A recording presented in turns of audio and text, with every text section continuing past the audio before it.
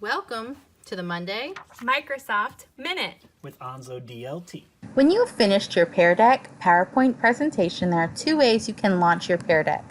The first is in a tab in Microsoft Teams, which we have another video on, so please feel free to visit that. The other way is to present straight from your PowerPoint.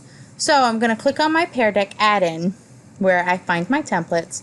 Then I have the Present with Pear Deck option.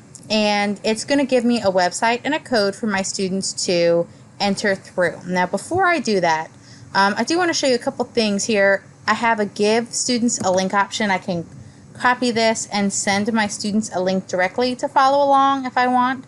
I can also open up this teacher dashboard feature here. And this dashboard just allows you to also look at student responses that are going on at the time.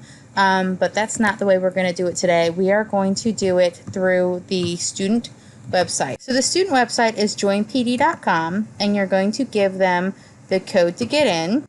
The first thing it does is asks how your students are feeling, so they can answer that. And then they're going to join the presentation. So this is what the student screen currently looks like, and this is what my teacher screen looks like.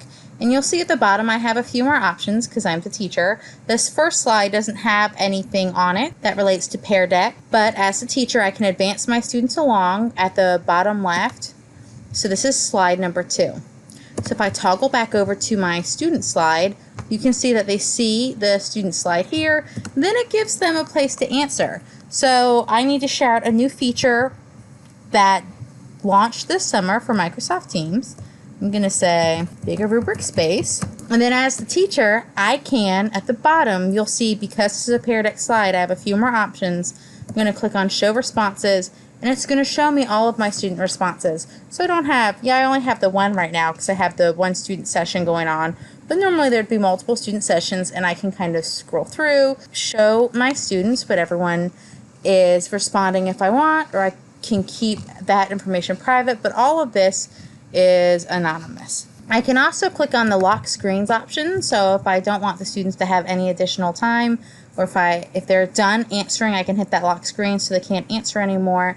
And again, this happens for every type of Pear Deck, so whether it's multiple choice or fill in the blank or a draggable item, I can access all of that this way. Now, if I read the questions and I think that they might need another formative slide, I can click on New Question, and I can ask a new question type with the current content. I can re-ask the exact same question, or I can do a new interactive question and kind of make up a question on the fly for my student. So when we're done reviewing the information together, I can hit hide responses and I can advance them on to the next slide. If I need my students to work by themselves for their instruction to be more differentiated or personalized, on my bottom bar here, I can click on these 3 dots and I can put on turn on student pace. So what the student pace does is it allows the students to move at their own pace. So I can send them this link if I want. If I don't want to go into the full screen like I am, I can send them this hyperlink, and that's the same hyperlink I showed you earlier. Okay, let me show you what that looks like on the student slide. So you'll notice before I didn't have these toggles on the side, but I do now. So now what I can do is answer the questions and go through the slides, and if I'm taking notes, I can do that at my own pace and not have to wait on other students if that's an issue. Now I'm going to go ahead and go back to the teacher's slide. When I'm done, I can hit stop student pace, and that's going to bring all the students back to the slide I'm on.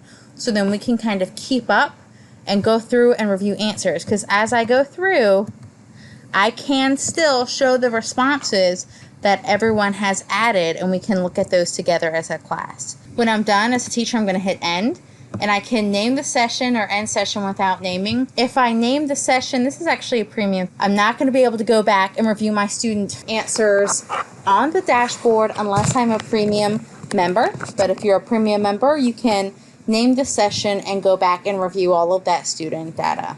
So I'm going to end this session without naming it. And that's how you launch a Pear Deck from PowerPoint.